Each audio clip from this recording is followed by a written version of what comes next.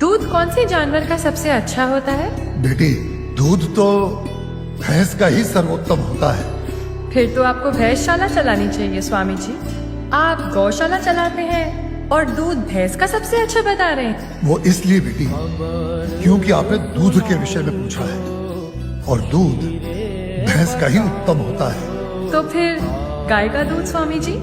बेटी, गाय का दूध दूध नहीं, अमृत होता है।